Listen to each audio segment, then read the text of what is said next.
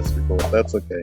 So anyway, when I talk about Peabody High School in Petersburg, Virginia, and I say that it is the oldest public black high school, I'm not discounting Armstrong High School, which was started in 1865 as a, which was funded by the Freedmen's Bureau. And so that's the distinction.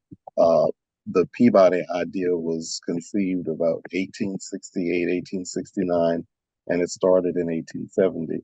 The Armstrong High School concept was established in about 1865, so clearly they're older.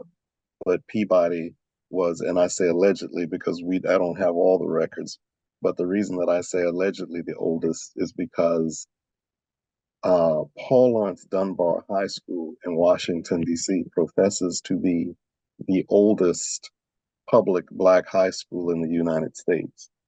And I did a bit of research. When you go to their website, you actually see that Paul Laurence Dunbar High School in Washington, D.C. Well, they were conceived in 1870, just like Peabody was conceived. The idea was conceived in 1870. But here's what I found out: the Paul Laurence Dunbar concept was conceived or created in November of 1870. The Peabody concept was actually conceived before 1870, about 1869. And the reason that they use January as their start date is because they had to renovate a building, and it took them until January of 1870 to start classes. So uh, I think that matters because you always want to tell the truth when you tell the truth about history. And after I found that information out, I said, well, that's very good. And I actually found the information from Washington, D.C. Public Schools itself. They sent me a citation indicating that. So I'm just going to go ahead and start my brief presentation. This was a presentation, one of many that I've been giving. Share my screen, share. And then I'm going to put this up. And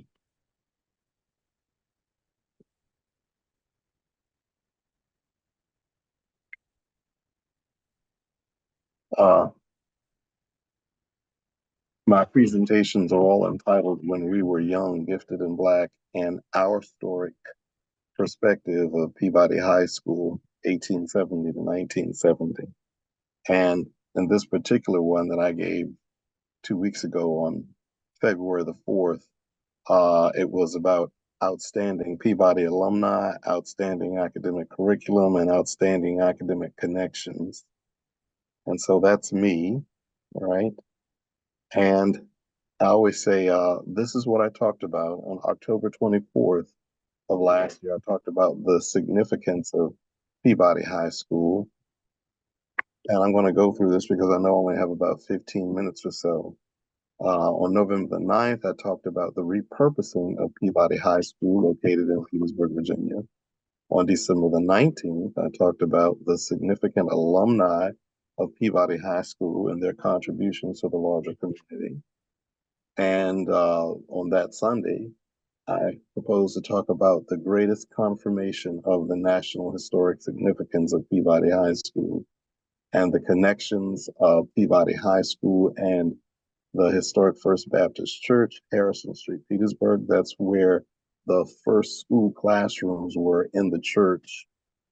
The greatest connections of Peabody High School to the church that I attend, St. Stephen's Episcopal Church, because our third priest of St. Stephen's Episcopal Church, a white former Confederate military Army major who worked with Robert E. Lee, he was actually the very first principal of Peabody High School, and the alumni, and also the connections to Virginia State University. So I ask a couple of questions, and I want you just to think about it. We can allow others to do all of these D things to us when it comes to reporting our story. And in my presentation, I always try to find all the D's. You can defame our story. We can allow others to denigrate or deny or disparage or dissolve or divert our story. or we can direct and document and deliver our own story. And I'm very happy that Monica is here presenting this platform so that we can do that. And I ask you to be mindful of the fact that when it comes to our education, we had to petition or ask permission to be educated. We had to ask permission. We had to follow laws to be educated. And of course, we were subject to theory. So when people talk about critical race theory, it's a fact that it was theorized that people who look like us couldn't be educated the same way as other people. So we had to petition for the right to receive public education. We had to ask permission for the right to receive public education. We had to abide by law prohibited to us to receive publication. And we were impacted by a theory that impacted public education. I don't know if you've heard of the Dovel Act, Dovell Act. That was an act invoked by the state legislature of Virginia. I don't know how early it started. It ended during the days of civil rights, where if a Black person wanted to go to a school like UVA, for instance, as a matter of fact, I had a cousin, my grandmother's cousin, she went to St. Paul's College, located in Lawrenceville, Virginia, if you're familiar with that, graduated at the top of her class, and she wanted to go to UVA for graduate school to get a master's degree in elementary education because she wanted to teach first grade. Well, she applied, and the state of Virginia said, no, hell no, go to hell no, you're not coming here, no.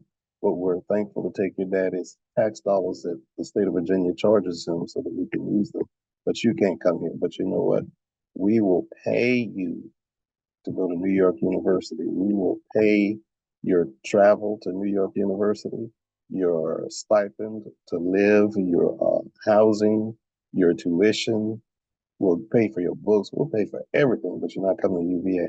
So my cousin Mary went to New York University, and she got her master's degree in elementary education.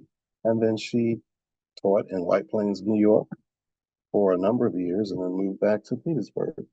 So the reason that I say that is because contrary to what the candidate and or Republican but for the Republican nominee for president says, both Nikki and Timmy, that we have always lived and will always live in a racist America and Virginia and Petersburg, but the struggle continues.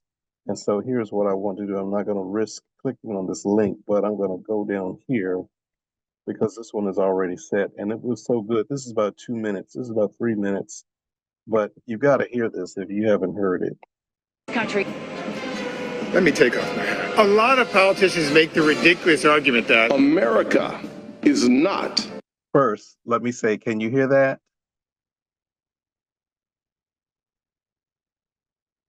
Were you able to hear that? Yes.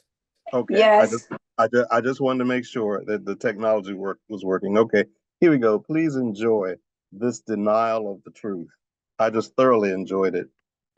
A racist country. But Nikki Haley goes one step farther. We've never been a racist country. In 1776, 41 of the 56 men who signed the Declaration of Independence were slave owners. We've never been a racist country. In 1788, the U.S. Constitution counted black slaves as only 3/5 of a person. We've never been a racist country. In 1857, the U.S. Supreme Court ruled that Dred Scott and all other black people were not citizens of the United States. We've never been a racist In country. 1861, Nikki Haley's own state of South Carolina declared war on the Union to defend slavery. We've never been a racist In country. 1865, Abraham Lincoln was assassinated after pushing Congress to pass the 13th Amendment abolishing slavery. We've never been a racist country. In 1915, the popular racist film The Birth of a Nation portrayed the KKK as heroes trying to defend white people from black oppression. We've never been a racist country. In 1921, white people in Oklahoma killed dozens of black people and destroyed a thriving black community in the Tulsa Race Massacre. We've never been a racist country. In 1950, 1955, 14-year-old Emmett Till was lynched in Mississippi, and 42-year-old Rosa Parks was arrested for refusing to give up her seat to a white man on a city bus in Alabama. We've never been a racist country. In 1961, civil rights activist John Lewis was beaten at the Edmund Pettus Bridge in Selma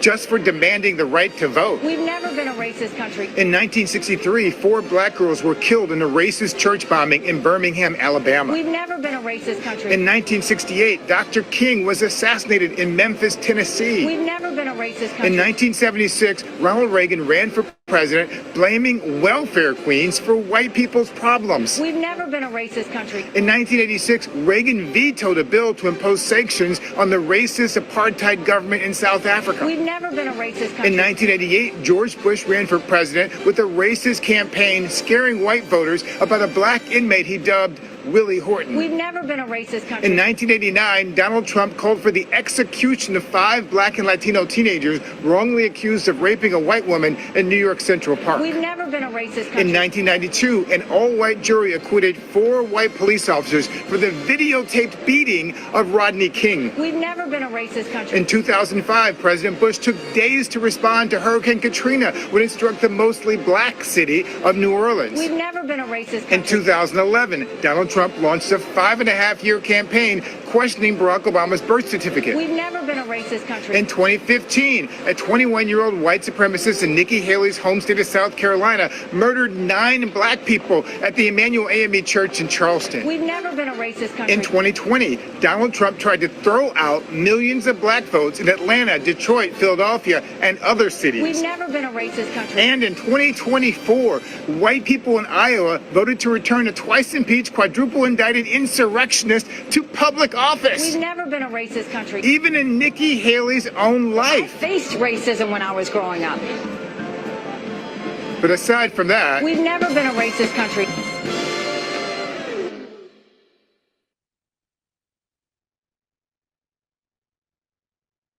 Okay, and hold on, and I've got to show you this one because this one is just too good. Hold on a second.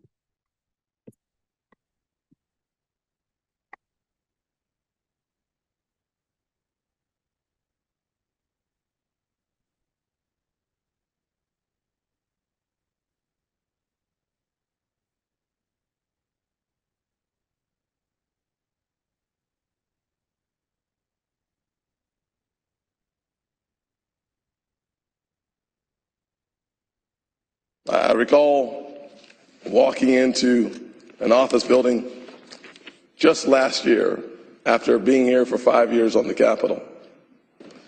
And the officer looked at me with a little attitude and said, "The pen, I know. You, I don't. Show me your ID." I'll tell you, I was thinking to myself, either he thinks I'm committing a crime impersonating a member of Congress, or what? Well, I'll tell you that later that evening, I received a phone call from his supervisor apologizing for the behavior.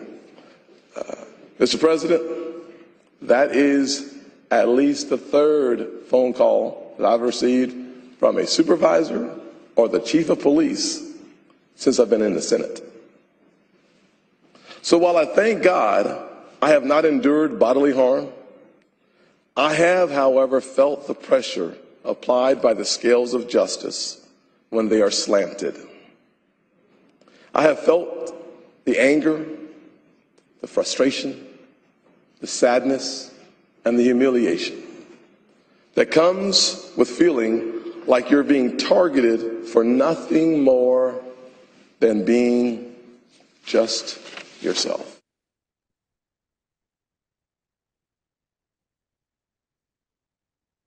There, I just had to share that. Were you able to hear all of it and see all of it? Yes. Okay.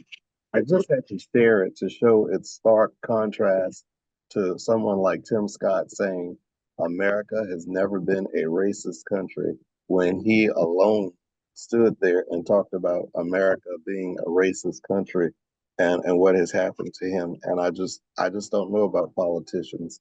I'll skip this one, but this is where I talked about the transitive property of inequality of real numbers and why it matters. And to put it in context, Peabody and Paul Laurence Dunbar High School, if Peabody was established as a public school in January of 1870, and Paul Laurence Dunbar High School was established as a public high school in November of 1870, then it stands to reason mathematically that Peabody High School was established before Paul Laurence Dunbar High School, and therefore Peabody High School is older. And so Paul Laurence Dunbar High School, I'm not taking anything away from it. They are perhaps the longest running public high school. If they claim to be the first, then they're not, but they're still open as an operational public high school. And the Peabody story, uh, here are the locations of what was Peabody High School. It started as the Colored High School, located at the First Baptist Church on Harrison Street in Petersburg, Virginia. Are any of you familiar with churches in Petersburg? Are any of you from Petersburg and you know First Baptist Church, or you know St. Stephen's Episcopal Church?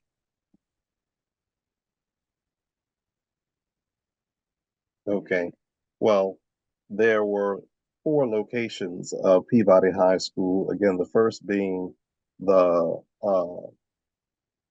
location on Harrison Street, which was the second floor of a building connected to the First Baptist Church. And then the first Peabody building was located on Fillmore Street. The second Peabody building was located on South Jones Street. The third Peabody building was located on 725 Wesley Street. And the reason that Peabody took its name is because George Peabody, a philanthropist, gave money all over America to help create these schools for predominantly Black folk. And so the city of Petersburg said, well, we will name this school for Black people as Peabody High School, because Black high schools in the segregated world were never named after locations. They were always named after people.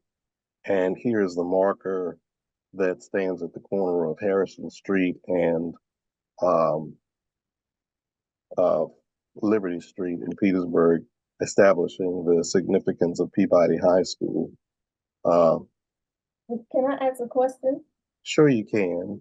Wait, I was wondering which of those buildings was the one that apparently caught fire and you all were having difficulty accessing currently to foster progress in restoration and preservation of the history. Let me see if I have a picture of it.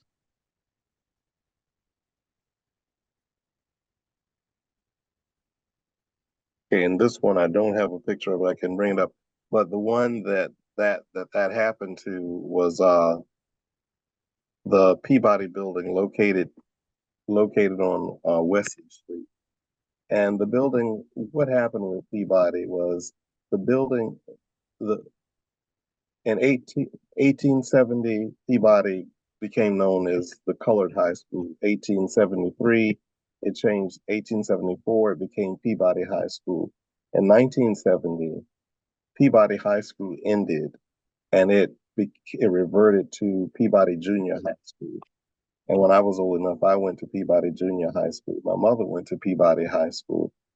She actually transferred over to Virginia State's campus, Monica, and graduated from D. Webster Davis High School, which is Davis Music Hall.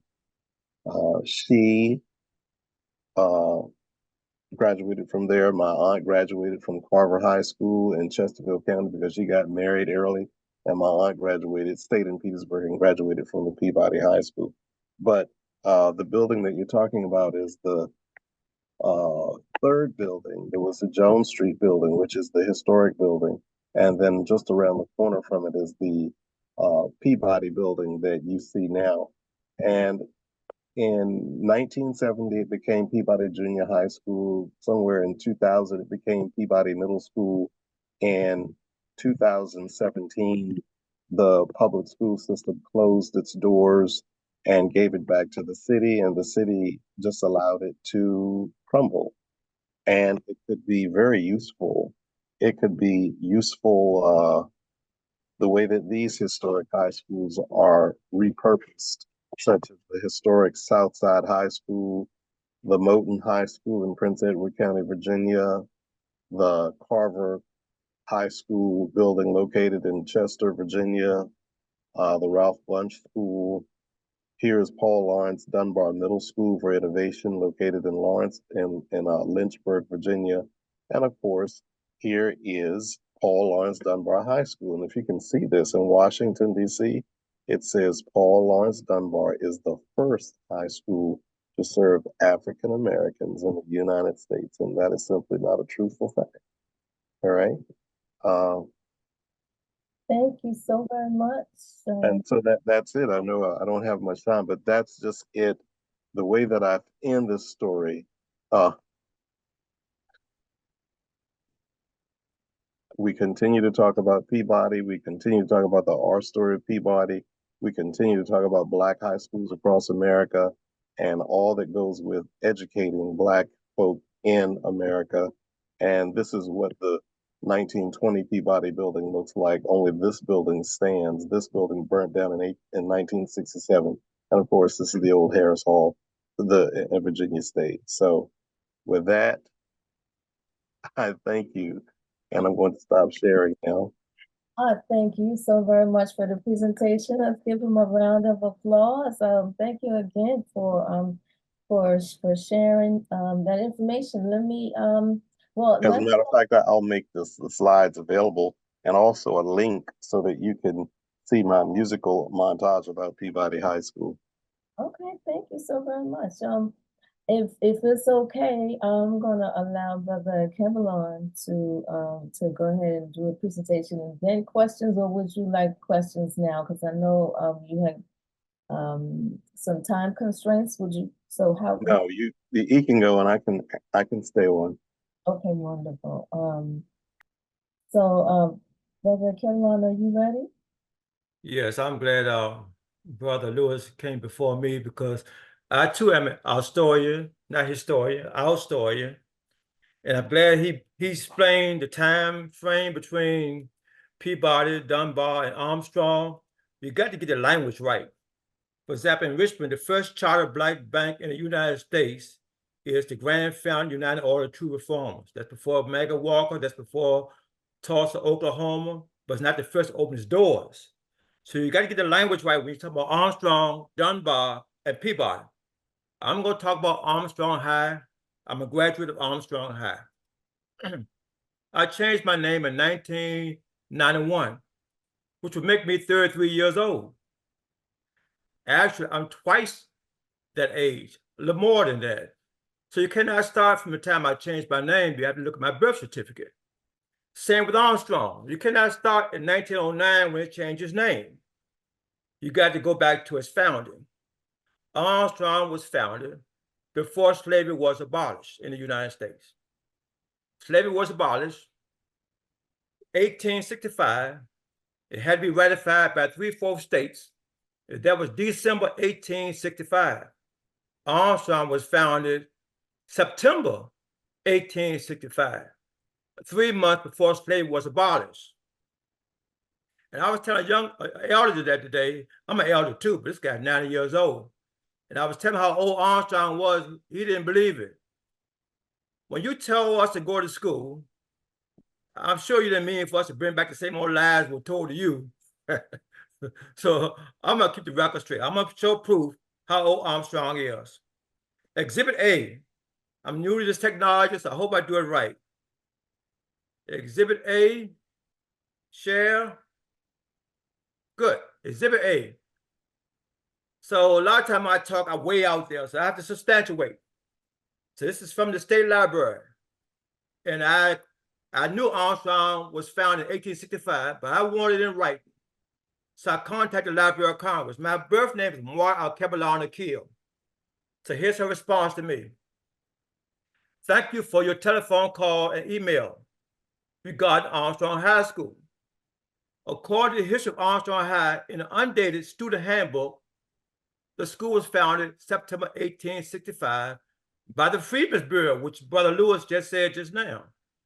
The U.S. Bureau of Refugees, Freedmen, and Abandoned Lands was a federal agency created after the Civil War. We have purchased their records on microfilm, but they are indexed. We do not search nor copy federal records in our collection, but you can come look through them if you like. There are records for the Freedmen's Bureau Superintendent of Education for the state of Virginia, 1865 to 1870. The microfilm reel numbers are miscellaneous reels, and it goes on, and scroll down to the bottom. Archive Reference Service to Library of Virginia, 800 East Broad Street. Exhibit B, from the Armstrong High School website. Armstrong High School has a very rich heritage. It was founded in 1865 by the Freedmen's Bureau. The school was dedicated to the intellectual, academic, moral, and social enhancement of students. This school became known as the Colored High School, the Colored High and Normal School. At the commencement in 1876, the announcement was made that because the workers were unable to raise funds for the continuation of the work, they moved the site to the city of Richmond to be used at all times as an institution for education of Negro youth. So I'm gonna move a little further, so I won't keep reading it, but it says right here, 1909, the school was established at First and Lee Streets, and the name was changed to Armstrong. So you can't start the timeline at the time Armstrong was changed, because you're losing 44 years. You got to go back to its birth, 1856. Some Armstrong High School notables are Maxie Robinson Jr. There was a coach at Armstrong High School, Coach Maxie Robinson Sr. This is his son, Maxie Robinson Jr. He's the first African-American broadcast network news anchor in the United States. He is the first. Here's another Armstrong notable. His brother, who just transitioned last year, Randall Robinson. He's the founder of Trans-Africa. He's very instrumental in disbanding apartheid in South Africa. He helped restore democracy in Haiti, and he helped the release of Nelson Mandela, an Armstrong graduate. Maggie Walker graduated from Armstrong, but at that time, Armstrong was called the Richmond Colored Normal School. She was a teacher and a businesswoman. She taught 3 years at the Valley School. She became both the first African-American woman to charter a bank in the United States and the first African woman president to serve as a bank. Here is her high school diploma from the Richmond Colored Normal School, which later in 1909 became Armstrong High School. She got this 1883. Another alumni is Virginia Estelle Randolph, was an American educator in Hickory High School. You got Douglas Wilder. Douglas Wilder is not the first African-American governor of a state. He is the first to be elected. He is the first to serve as governor of a state since Reconstruction. But the first one was not Douglas Wilder, but he is the first to serve as a governor of a state since Reconstruction. And Diane Walker, we graduated together. She's a Hall of Famer investigative journalist for NBC 12, On Your Side, and Fox News. So Armstrong High has a glorious history. It's up to us to tell our story. We have to first know our story ourselves and then get it correct. And I will pass it on to the next speaker for time's sake, Sister Monica.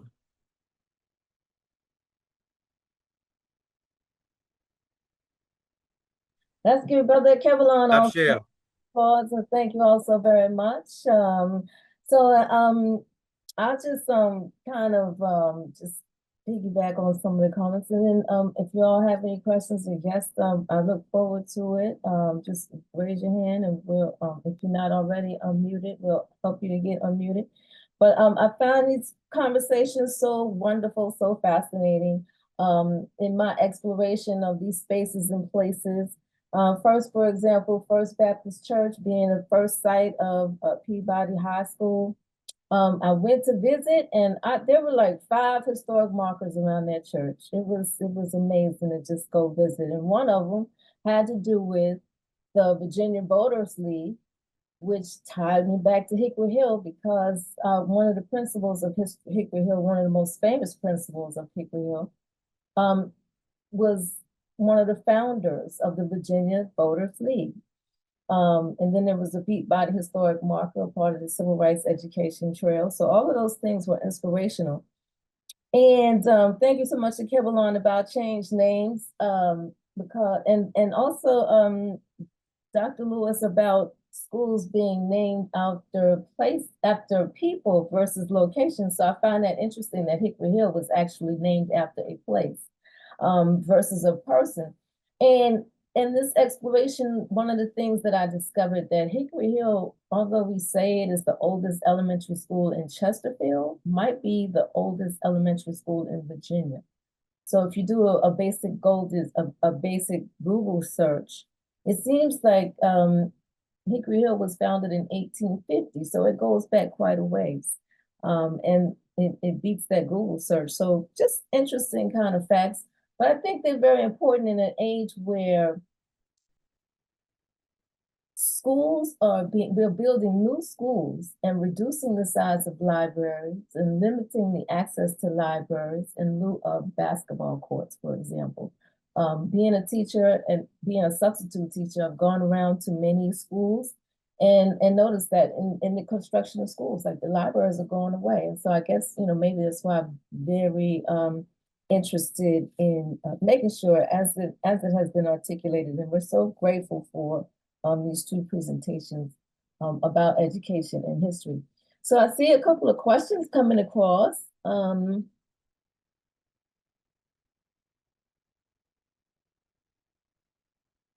Let's see, here's some questions from Brother Christopher Green.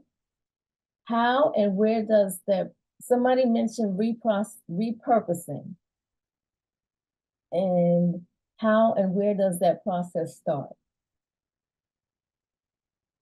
I'll try to answer that. First, take a look in chat. I just wanted to share this with everybody.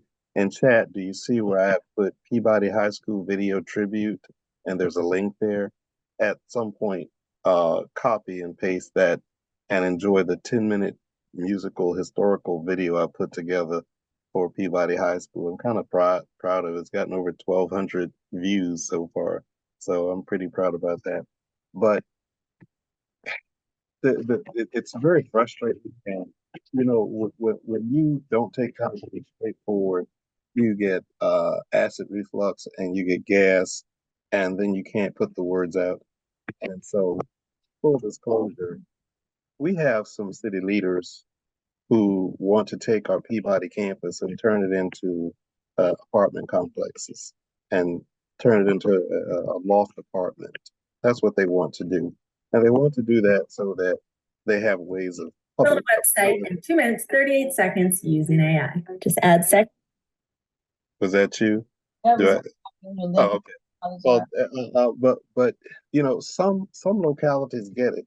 You need to go to your city council meetings. You need to find your delegates to the state legislature. You need to find your senators of the state of Virginia, and you need to make them aware of the significance of these buildings or these concepts, and make them understand that that's why they're necessary. And you need to find ways to root out the lies. I mean, I love showing that video clip about Nikki Haley and Tim Scott, because on the one hand, they both say, oh, America is not racist. And then they both give examples of how they were discriminated against because of racism. And I just think that is just so precious that you look at them and you say, how can you talk out of both corners of your mouth that way and say 2 totally different things? We have evidence. When you have evidence, and when you have evidence, you cannot refute the evidence. And you just have to fight because nobody's going to fight for you. Those schools that you saw on my quick presentation, everybody seems to get it, Monica, and all others. They seem to get this building can be a museum, it can be a fine arts center, it can be a meeting place, It can be a Boys and Girls Club. It can be a STEMs, science, technology, engineering, arts, and math. So not even STEM, but STEAM center. It can be public services for the location. The very people who need social services in Petersburg, they could get on a bus and come right to the Peabody building and not have to walk up a single step because the particular part of the entry to the building is at ground level, right? But instead, they have to catch a bus way out South Crater Road to Reeves Road. If those of you are familiar with it, you go down Interstate 95 past Wagner Road, where they want to build, by the way, a wonderful casino that I'm not in favor of, and they want to they want it way down there. The very people. I mean, it's like somebody in Rich who needs to get to social services on Broad Street. They've got to go way out to Midlothian Turnpike. That's what it's like. Okay, but to answer the question, what do? You come up with a plan and you just get people who are interested. We have the Peabody Academic Learning and Development Center organization who already had a plan in place of everything they wanted to do with the organizational structure for the Peabody building. And we've just been in a legal battle with the city. So I hope I didn't go on too much to answer your question, but that's what you do. No, thank you for being strong and being in a legal battle, because sometimes that's what it takes. That's what it took for many of the leaders, period. 1955 Brown versus Board of Education, Virginia voters, 54. Mm-hmm. and Hickory Hill teachers equalizing teacher pay. That's what it took, but for some reason we're a little bit skeptical of it. I So see the entry about Charlottesville. That's exactly right. The Jefferson, I think it was Jefferson High School, not Jefferson Elementary School. I could be wrong, but it was Jefferson School, and they have turned it into a museum, a community center, everything right there. Mhm. And thank you so much for that wonderful answer. And now I'm going to encourage more interaction. I want to thank all the participants for being here and listening. We want to give you an opportunity also to join in and share the collective community wisdom in answering the other two questions that we have here. One of them is, how do we cultivate and nurture future historians and guardians of the history of Peabody, Armstrong, and Hickory Hill? Don't forget, we're here about Hickory Hill. I didn't give a real history spiel, but that's, let me real quickly talk about Hickory Hill and the fact that Hickory Hill, the graduates had to travel almost 25 miles to and from their schools. Hickory Hill is known to be in Chesterfield, but they went all the way down to Virginia State, some of them, and some students came from Virginia State all the way up to Hickory Hill, which was also known as the County Training School. And like I said, it may be one of the oldest schools in Virginia, and this is a wonderful history. So I'm not going to go into the history here today, but to answer this question, because I think it's very important, audience, how can we cultivate and nurture future historians and guardians of the history of our schools? Anybody like to take that on? I'll start by saying be inquisitive. Have always encouraged children to be inquisitive, and always make sure you tell them the unsugar-coated truth about situations. Because when you don't tell them the truth, they don't know.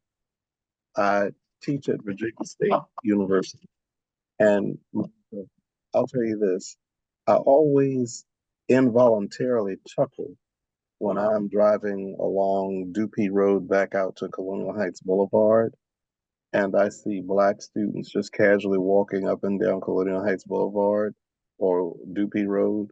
Because I grew up in Petersburg. I am 64 3/4 years old, and I remember how Colonial Heights treated Black folk.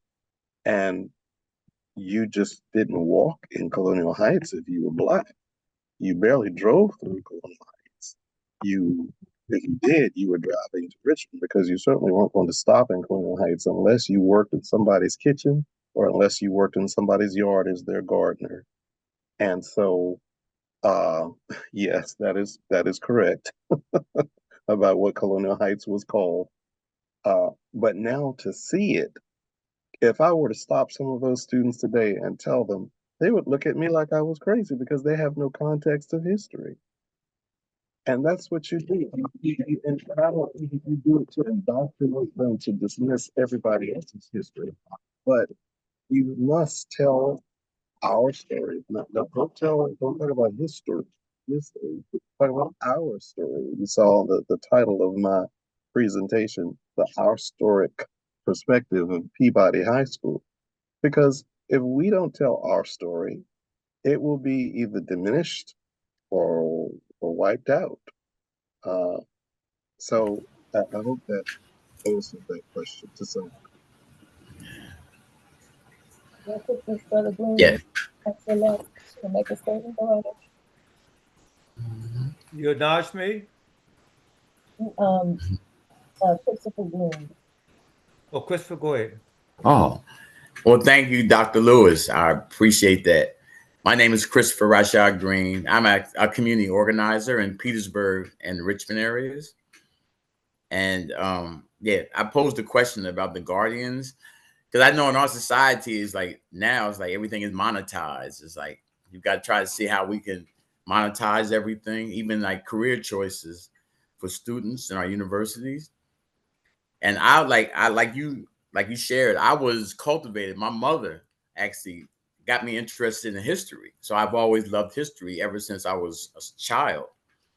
And so that's the dilemma I see is like, how do we um, get our, I think it starts in our elementary schools and high schools, which again, we critical race theory, trying to even get our story into the curriculum is challenging that I found.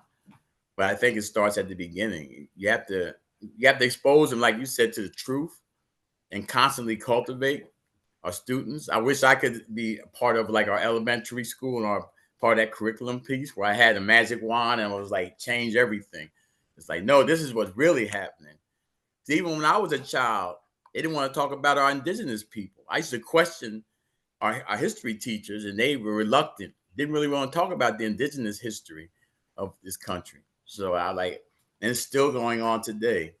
So I just wanted to share that and try and think of any kind of way, insights that we can change that narrative around how important our history is.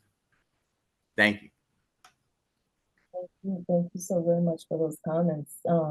I just, if I may just respond to that, and one of the earlier slides that I pulled up, it struck me. What I did was highlight some of the presidents going back to from 1850, 1870, 1900s, them early when these schools were evolving.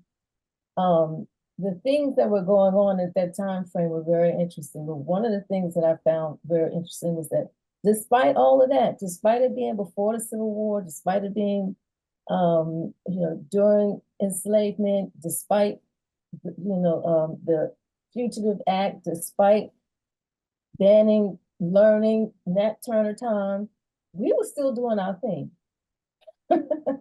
We were still developing labor unions and organizing banks and the like. So we've always been proactive, and that's just, I guess that's just where we'll have to continue to go. Welcome any other conversation before we close out the program? Oh, I had my hand up, did I? All right, go right ahead. Yeah, I saw the word how do we cultivate, and that bring my book to mind. My book is titled Divorce Western Culture, Not Your Mate. And why I did that is because we have been attacking all manner of people's culture. Some people say if we get our economic program together, everything will be fine. Well, tell that to the people of Tulsa, Oklahoma. They had their economic program together. And some say if we get our political agenda together, we'll be fine. We had a black president. The truth of the matter is they didn't leave any stones unturned. They attacked us in all manner of people's culture, history, politics, economics, social order, creativity. You should be versed in all those areas. So before we go into the school system, we gotta make sure we know our own history, our politics, our economics, our social order, Black psychology, Black creativity, which is arts, music, dance, drama, literature. We have to know it all. Now, I know a sister that's in Philadelphia, and she went to the guidance counselor and found out that the students get credit for community work. And so what she did was taught them their history. She showed them certain sites in Philadelphia, like we could do in Richmond, and let the children do the tour. Let them do the tour, and they got credit for it. But I don't spend a lot of time going inside the school system to try to change it. I go in there and see, can I come in here? Because I got an agenda when I come with me. and so I know some young folks now who do night schooling, been doing it for quite some time, or after school. So there's some things we do. But first of all, a lot of our elders, our parents, we got to know the information. See, and we can't just be focused on history, because like I said, we've been tagged to all manner of people's culture, and history is just one aspect of people's culture. You got 7 to 9 aspects of people's culture: the history, religion, political organization, economic organization, social organization, creativity, which is arts, music, dance, drama, literature, and psychology. So we got to be versed in all those areas, not just one area. Because you might be having it together in one area, and they're going to shoot you in the foot in another area. Well, I think Brother Caroline gave us the keys. What y'all think? So that's awesome. Somebody was asking again, what's your title, please? The title of your book? Divorce Western Culture, Not Your Mate. So often, and I've made the same mistake, so often a sister will blame a brother for his shortcomings, and a brother will blame a sister for her shortcomings, when the root cause of our problem is the culture alien to us. And every aspect of people's culture is not ours. it's their history. Like I like when Brother Lewis said, our story. I don't call myself a historian, it's our story. So we have to change the names. And I even got to the point where Richmond is no longer Richmond, Virginia, is Gabriel Prosser, Gabriel quote unquote Prosser City. And we had to start renaming things based on us. And when I think of Pittsburgh, I think about Vernon Jones and other people who walk that area. So we got to be straight first before we go to school, try to get somebody else to corporate agenda. Brother Christopher hands up, Veronica. Okay. Does that mean, brother, we need to start building our own schools again? Yeah. Having our own institutions? That's why we're here, because we have the institutions. They are blocking us from our own institutions. And Monica, if I could just say, along with that, when a lot of these Black schools were first started, they were managed by white principals and they were taught by white teachers. And again, one of those words that I put forth, petition, in Petersburg, the Black folk of Petersburg had to petition the school board to hire Black teachers to teach Black students. And then they had to petition the school board to ask Black principals, ask Black men, typically then, to be the principals. Because it was status quo that just because it was a school for Black children, you didn't have any Black teachers. And so the children were being taught what the power structure wanted to teach them. When I was growing up, and I wondered, why do we have Black History Month? Because when I was studying history, I never saw the contributions that Black folk made. I learned that, in day-to-day conversations, but it wasn't in the school system. So that's all. Thank you. And I'm just going to jump in and give these facts about Hickory Hill, because there were other examples where you had Black teachers and you had Black principals and you had Black people who purchased the land for the school, but they did have to petition the school board, right? Still, but the point is, and I'm so happy for this discussion, because the point is we have to know our history, right? We have to delve into it. And so with that, it's 7:04, and we want to be respectful of everybody's time and commitment to this conversation. I want to say thank you to everybody who joined, and give yourselves a round of applause for being here. Thank you to the speakers for carrying history one of my key things is that the one person, one leader can't do it. It has to be community. Everybody has to play their part, right? We can't just, drop it on somebody's lap and say they'll do it or she'll do it or he'll do it. But I really want to thank the people who were interested and decided to join this evening. So, again, thank you so very much. Thank you for all the commenters and those who are present. All right. Y'all be good. Have a great one. We'll see you around. Thank you. Thank you. And make sure you look at that Peabody video. Thank you, Monica. I really enjoyed it. Thank you. Thank you, Monica. Thank you, everyone. Have a good evening.